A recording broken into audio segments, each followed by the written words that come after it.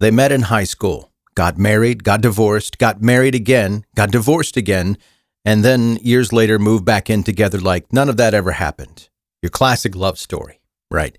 But when you mix decades of resentment, a new girlfriend, and a journal that reads like a slow burn crime novel, it's not exactly a recipe for a quiet retirement.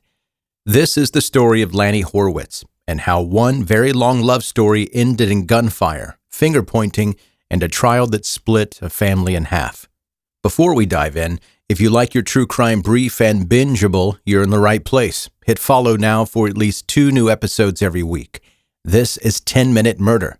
Let's get into it.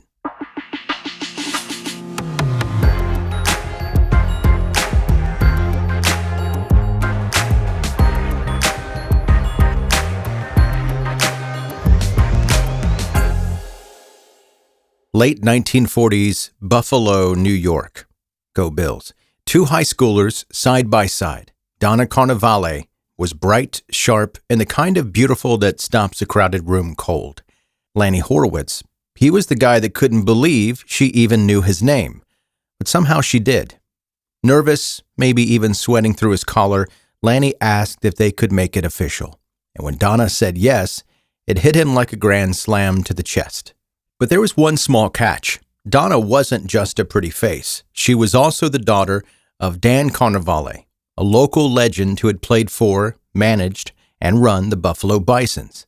The man was literally in the Baseball Hall of Fame, and his wallet reflected it. Donna had grown up surrounded by money, comfort, and the kind of lifestyle that didn't come cheap. So while she liked Lanny, he was going to have to work for it. A lot. And he did. By 16, Lanny was already helping his dad sell real estate. By their early 20s, he and Donna were married, and Lanny was on his way to building a small empire.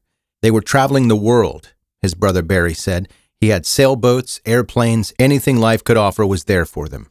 From the outside, things looked golden. They had a son, they had the cars, the clothes, the gated community in Boca Raton. Lanny even built the family's mansion himself. But inside the house, things weren't nearly as perfect. Donna had everything money could buy. The one thing she didn't have was her husband. Somewhere along the way, Lanny and Donna stopped being starry-eyed teenagers and became 2 people that couldn't stand to be in the same room together. The love story turned into shouting matches and eventually turned into silence, the kind that fills every corner of the house. By 2001, the marriage was done. After nearly 40 years, they called it quits. For a minute, anyway, because 5 months later they were back at it. Divorce finalized in May, remarried in September. Love was love, apparently. Or maybe it was habit or muscle memory. Either way, it didn't last. By June 2002, they were divorced again. This time it was for good, or so it seemed. Lines were drawn, assets divided, and everyone went their separate ways. And for the first time in his adult life, Lanny fell in love with someone who wasn't Donna. Her name was Francine Tice, a woman he knew from work. It was new, but it was real. According to Lanny's brother Barry, quotes, they were holding hands, kid stuff. He said he hadn't seen Larry that happy in 40 years, which also happened to be the exact amount of time that Larry had been married to Donna. But Donna still held a position no other woman could. She wasn't just his ex. She was his high school sweetheart, his first wife, his second wife, and the mother of his only child, Radley. Radley had just hit a rough patch of his own. Now a single dad with a baby daughter, he needed support, so the family rallied. He and his daughter moved into the Florida home Lanny had built decades earlier, and Donna and Lanny moved back in too. The setup was meant to help their son, but it was about to bring everything full circle. Moving back in was supposed to be about supporting their son. That was the plan. But somewhere between cohabitating and co-parenting, Lanny and Donna started to drift back towards something more. Despite Lanny's feelings for Francine, despite their long, messy history, Donna seemed determined to pick up right where they'd left off. Again. Then came September 30th, 2011. Radley was asleep when he heard the gunfire. He jumped out of bed and ran to the master bedroom. What he found was his mother screaming and repeating over and over, "He was so awful." But he hadn't seen the body yet. Lanny was on the floor, covered in blood, barely hanging on. He'd been shot 9 times. He died seconds later. The community security guard was the first to arrive. He found Lanny with a gun in his hand. Donna told him it was suicide. But even the guard wasn't convinced and called the police. When officers showed up, Donna clammed up, wouldn't answer questions, and there were a lot of questions.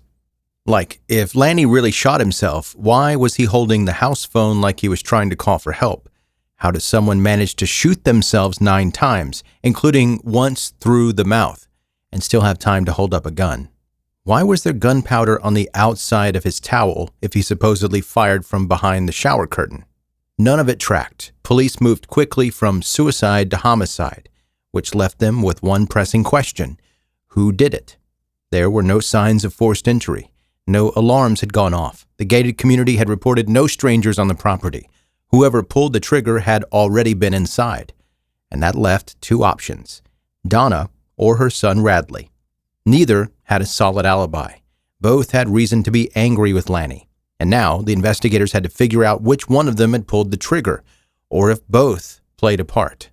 Inside the house, investigators found what can only be described as an arsenal: 26 firearms and thousands of rounds of ammo. Among the collection were 2 revolvers used to kill Lanny. But it wasn't just the weapons that caught their attention. They also found Donna's journal. And it wasn't just personal reflections and the occasional ramble. Donna had been keeping tabs on Lanny, down to the minute. Lan went to Fran's 5:20, another day of lies and being Mr. Meanie. Turns out the relationship reboot hadn't erased Lanny's feelings for Francine. Not even close. According to Radley, Donna had figured out pretty quickly that her ex-husband was still very much in love with the other woman. He was still seeing Francine, going to lunch, going to dinner. It looked like more than business, he said. She found out he was paying for her phone bill, paying her to decorate the North Carolina house he and my mom were supposedly building together. Sneaky? Sure, but it wasn't exactly a secret. Lanny had made it pretty clear where his heart was. He wanted to be with Francine. The only reason he wasn't is because she wasn't ready, at least not yet. Prosecutor Aletha McRoberts told the jury that Francine admitted Lanny had deeper feelings than she did. He'd even proposed. Phone records backed it up. The two had been in constant contact. They were texting the night before Lanny died, making plans for her to pick him up the next morning. She never got the chance. According to court testimony, Lanny had told Donna it was over, for real this time. He expected her to be out of the house before he returned from his trip with Francine. Instead, he was dead by sunrise. Donna was arrested for his murder just 6 days later. At trial, her defense took a hard left and pointed the finger directly at Radley. Yes, her own son. They argued that Radley, a convicted felon with a prior charge for illegally selling a firearm, had the most to gain. He was financially unstable, struggling to support his baby daughter, and would have benefited from Lanny's life insurance payout.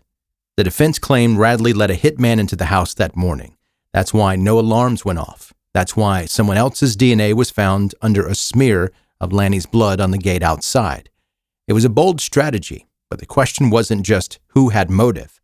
It was who wanted Lanny enough to kill him and who had the most to lose when he walked away. The prosecution pushed back hard. That unidentified DNA on the gate, it could have been left there days or even weeks before the murder. It wasn't proof of a hitman. But Donna's journal, that was personal. That was detailed. And it painted a picture of someone consumed by jealousy and resentment. Someone who knew exactly when to strike. The jury didn't need long. After just 2 hours, they found Donna guilty of first-degree murder. She was sentenced to life without parole. But that wasn't the end. Her conviction was overturned when it came out that the prosecution had used statements Donna made before being read her Miranda rights. So she was retried. This time, the jury found her guilty of second-degree murder. Her sentence was updated to 32 years. She'll be in her 90s before she's eligible for parole. Radley hasn't spoken to her since. Quote, "Even though she tried to blame me, I was really sympathetic to her until I saw the photos of my dad. That's when the sympathy ended."